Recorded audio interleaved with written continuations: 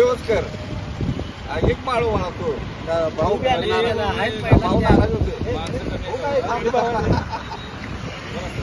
स्वाभिमानी शेतकरी संघटनेचा स्वाभिमानी शेतकरी संघटनेचा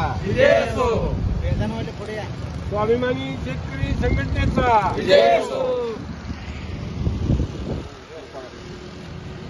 मी घेतो संजूला बरोबर.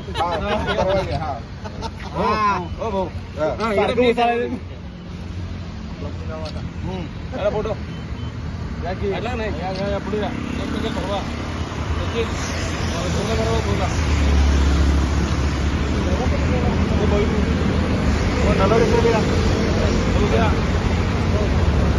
बरोबर फोटो काढायचे.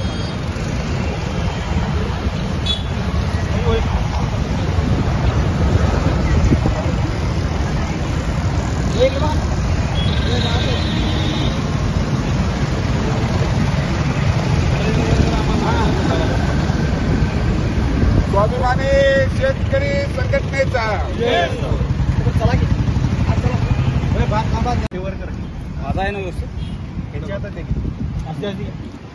स्वाभिमानी शेतकरी संघटनेच्या वतीनं बेदाण्याचा शालेय पोषण आहारात समावेश व्हावा यासाठी गेले 8 ते 10 वर्ष संघर्ष सुरू होता.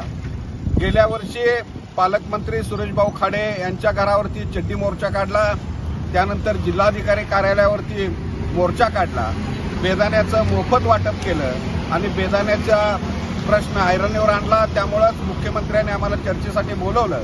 राजू शेट्टी साहेब आणि आमच्या शिष्टमंडळाबरोबर मुख्यमंत्र्यांची चर्चा झाली आणि त्यावेळीच मुख्यमंत्र्यांनी शालेय पोषण आहारात समावेश करण्याचा निर्णय घेतो असं आश्वासन दिलं होतं. मात्र त्याचा अध्यादेश अद्याप निघाला नव्हता. 12 फेब्रुवारी रोजी शालेय पोषण आहारात बेदाण्याचा समावेश करावा या संदर्भातला अध्यादेश शासनानं काढला. त्याबद्दल शासनाचाही आम्ही आभार मानतो. राज्यातल्या साधारणतः 1 कोटी विद्यार्थ्यांना आठवड्यातनं 100 ग्राम बेदाणा देण्यात येणार आहे आणि निश्चितच बेदाणा उत्पादक शेतकऱ्यांचा प्रश्न यामुळं मार्गी लागणार आहे.